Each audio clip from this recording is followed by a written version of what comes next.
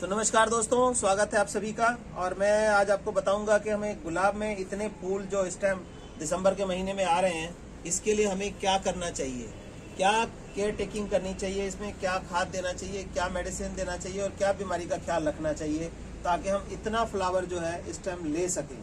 नहीं तो लोग कहते हैं एक फूल आया, दो फूल आया, फूल नहीं आता है। तो उसके पीछे के कुछ कारण होते हैं, वो सभी कारण आज हम जानेंगे और उसका निदान भी करेंगे। तो सबसे पहले टेकिंग केयर की बात करें तो इस पोजीशन में जब गुलाब इतना फूल दे रहा हो तो उस टाइम में जो ध्यान रखने वाली मेन बात है वो ये है कि फूल आता है अक्सर और हम क्या करते हैं, फूल झड़ जाता है ऐसे ही छोड़ देते हैं। तो यहाँ पे क्या होता है, एक बॉन्ड लग जाता है, आगे गुलाब ग्रोथ नहीं करता। अगर आपको रेगुलर फूल चाहिए तो जैसे ये फूल झड़ता है आपका, ये देखिए इस पोजीशन से इसको ऐसे कट कर देना है। ये सबसे बड़ा प्रोसेस है। अब यहाँ कट करने से क्या होगा कि यहाँ से 2-3 फुटाव और निकलेगा। जैसे देखिए एक ये हमने कट किया हुआ है और इसके अंदर 3 फूल और आ गया। तो इस तरह का जो प्रोसेस है ये सबसे ज़रूरी है कि इसको जैसे ही फूल ख़त्म होता है आपको ये कट कर देना है। और ये कट करने पे ये देखेंगे, ये देखिए ये जो नोड जो है ना, तीनों यहाँ तीनों से 3 ब्रांचेस निकल जाएंगी और जिसमें लगा रहेगा ये उसमें कभी ब्रांचेस ऐसी निकलेंगी नहीं। तो ये फूल वहीं पे रुक जाता है। तो ये चीज़ें बहुत ध्यान देने वाली हैं कि इसको जैसे ही फूल आपका ख़त्म होता है वैसे ही इसकी क्लीनिंग कर देनी है। तो ये क्लीनिंग का प्रोसेस जो है आपको सैकड़ों फूल दे देगा। ये ध्यान देना है कि कट कहाँ से करना है। जैसे ही ये फूल ख़त्म हुआ और इसको यहाँ से कट कर देना है ताकि आगे वाली ब्रांचेस जो है वो चलें और फूल दे दें। दूसरा क्या है कि इस टाइम गुलाब में भी जैसे हम कपड़े चेंज करते हैं और इस तरह से साफ़ सफाई रखते हैं, तो गुलाब फूलों का राजा है, इसको साफ़ सफाई बहुत पसंद है। तो गंदा पानी ना हो, गंदी जगह पे ना हो, साफ़ सुथरी जगह पे होना चाहिए। और इस तरह के जो पीले पत्ते हैं इसमें से जैसे पीले हों निकाल देना है आपने। अगर कभी ऐसा लगे कि इस तरह से ज़्यादातर पत्ते पीले हो रहे हैं और जल रहे हैं तो उसका सीधा सा मतलब ये होता है तो गुलाब में एक स्पाइडर माइट की बीमारी आती है। वो कीड़ा दिखता नहीं है लेकिन पत्ते के पीछे लग जाता है और पत्ते को बिल्कुल जो इसका क्लोरोफिल होता है ग्रीन कलर का उसको चूस लेता है ये। तो पीछे से पत्ता जैसे फ्रेश पत्ता ऐसे दिखाई दे रहा है और जो बीमारी वाला पत्ता है वो कैसा दिखाई देता है, मैं पहचान बता देता हूँ आज आपको। फ्रेश पत्ते में और बीमारी वाले पत्ते में ये पहचान होती है। देखें इस तरह का ब्राउनिश पीछे से हो जाएगा और छोटे छोटे कीड़े होते हैं। बहुत ज़्यादा जब फैल जाएगा ये तो ये क्या करेगा कि पूरे को बारीक जाले से घेर देगा और गुलाब का पौधा आपका ख़त्म हो जाएगा। तो ऐसी पहचान करके, और इसके लिए अगर स्पाइडर माइट आपके गुलाब में लगता है तो सबसे अच्छा इलाज तो ये है कि गुलाब पे जो है 1 दिन 2 दिन छोड़ के पानी का स्प्रे करें, वो एक अच्छा इलाज है। और नहीं ज़्यादा लग भी जाता है तो ओवेरॉन नामक दवाई आती है, OVERON, पायर कंपनी की होती है।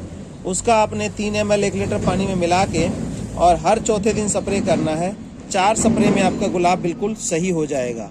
और नहीं आपने देखा तो ये गुलाब आपका एक ही सीजन में ख़त्म है, मतलब स्पाइडर माइट लगने के 2 महीने के अंदर अंदर आपका गुलाब बिल्कुल मर जाएगा, ख़त्म होगा, दोबारा सर्वाइव नहीं करेगा। तो ये बीमारी इसमें ज़्यादा आती है। अब जब मौसम चेंज होगा तो एफिड्स की बीमारी आती है। एफिड्स का मतलब होता है तेला चेपा, काले कलर के जो कीड़े होते हैं इसके, जो ये गुलाब की नाजुक कलियां होती हैं या जो फुटाव कर रहा होता है इसके साथ चिपक जाती हैं और इसका सारा जो रस है, न्यूट्रिशन है, वो सारा चूस लेती हैं। तो उस केस में क्या होता है कि गुलाब वहाँ भी मरता है, फूल जो है आपके छोटे छोटे हो जाएंगे और ये जो कली आ रही होती है वो खुलेगी ही नहीं, क्योंकि सारा रस जो न्यूट्रिशन है उसका चूस लेगा। तो गुलाब में कलर नहीं आएगा और गुलाब की कलियाँ खुल नहीं पाएंगी।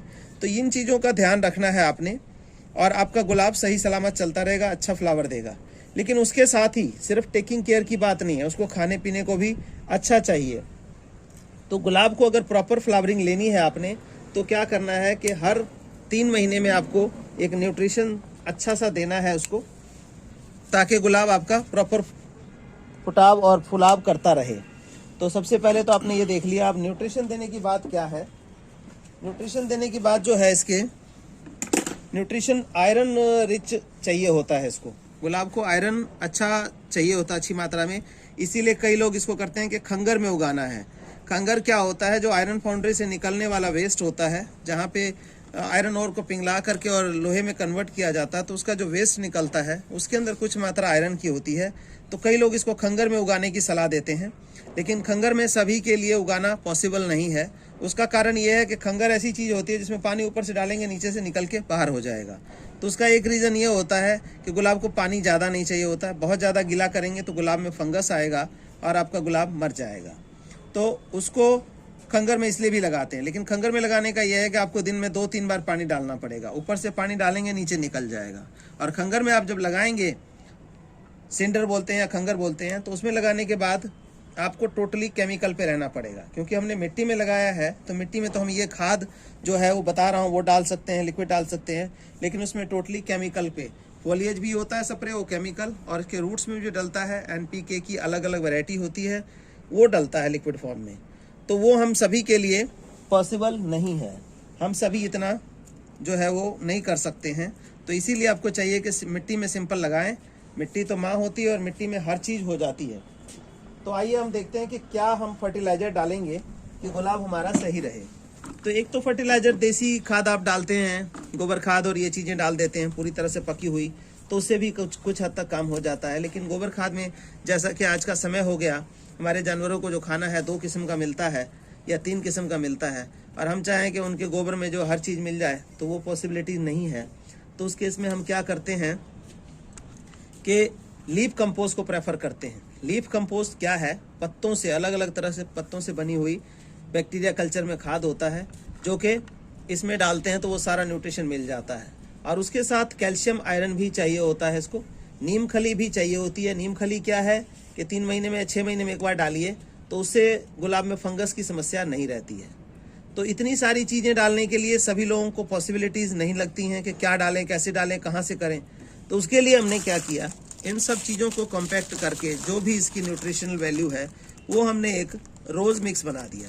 तो ये सभी के लिए इजी है कि 3 महीने में जो है एक बार 3 मुट्ठी 4 मुट्ठी 10 इंची का गमला है तो 3 मुट्ठी डाल देंगे खोद के, और वो सदा आपका गुलाब चलता रहेगा। जैसे देखें छोटे से पौधे में कितना फुटाव है और क्या कलरफुल के, देखिए इतने, ये लगभग 5 फूल ये खिले हुए हैं और इसकी कलियाँ कैसी मोटी मोटी कलियाँ जो है ये आ रही हैं इसकी, और आगे फूल खिलेगा। इसके फुटाव जो बहुत तेज़ी से बढ़ रहा है, तो ये इसी का जो असर है सारा। तो ये हम रोज़ मिक्स डालते हैं, 2 से 3 मुट्ठी या 4 मुट्ठी रोज़ मिक्स 3 महीने में एक बार डाल देते हैं। उसका डालने का तरीका क्या है, ये ऐसे करेंगे, जड़ को इस तरह से बड़े आराम से खोदेंगे साइड से। ये हमारा सारा बैक्टीरिया खाद होता है। तो बैक्टीरिया खाद को कभी भी खुले सनलाइट में नहीं डालना चाहिए। इस तरह से लेंगे, ये मानिए 1 मुट्ठी का हो गया, ये यहाँ डाल के इसको हमने बंद कर दिया। दूसरी साइड से थोड़ा सा ये मिट्टी हटाएंगे और ये दूसरी मुट्ठी हमने यहाँ डाल दी, इसको भी बंद कर दिया ताकि बैक्टीरिया जो है वो डायरेक्ट सनलाइट में ना आए। तीसरी जगह ये खोदा, जैसे 10 इंची का गमला है तो 3 मुट्ठी आई थिंक सफिशेंट रहेगा इसके लिए। तो ये हमने यहाँ डाल दिया, ये डाल के इस तरह से बंद कर दिया। 3 महीने में एक बार आपने ये प्रोसेस करना है और आपका गुलाब सदा स्वस्थ रहेगा। दूसरा जो है, हमें 3 महीने में तो हमने ये सॉलिड डाल दिया। अब एक हमारा लिक्विड फर्टिलाइज़र होता है, ये लिक्विड फर्टिलाइज़र को 1 लीटर निकालना है अच्छे से हिला के, और इसको 4 लीटर पानी लेना है। ये जैसे 4 लीटर पानी, इसमें 1 लीटर को मिक्स करके 5 लीटर तैयार कर लिया। अब 10 इंची का गमला इतना बड़ा हो तो इसमें हम 400-500 ml जो है इसको डाइल्यूट करके और इसको डाल देते हैं। ये महीने में एक बार डालना होता है आपको। 30 से 40 दिन में, 50 दिन में, मतलब 1.5 महीने में कहें कि एक बार आपको ये डाल देना है। तो इससे क्या है, गुलाब को बूस्टअप मिलता रहेगा। जैसे हम दूध या कोई सूप पीते हैं या कोई जूस पीते हैं और हम 1 घंटे के बाद एनर्जेटिक फील करते हैं, इसी तरह से ये सारा माइक्रो और मल्टी न्यूट्रिशन से बना है। जो लीफ कंपोस्ट का बैक्टीरिया कल्चर में निकला हुआ एक्सट्रैक्ट है ये, तो उसमें सारी चीज़ें होती हैं और लिक्विड फॉर्म में है। कोई भी खाद आप डालते हैं, पानी डालेंगे, वो घुलेगा, तब प्लांट उसको एब्जॉर्ब करेगा और जाके रिजल्ट आएगा। लेकिन ये ऑलरेडी तैयार है, जैसे कि सूप और जूस हमारा होता है, तो इसी तरह से ये जाते ही इसमें एकदम से एक्ट करेगा और देखेंगे तीसरे चौथे दिन ही आपके गुलाब की रौनक बदलनी शुरू हो गई।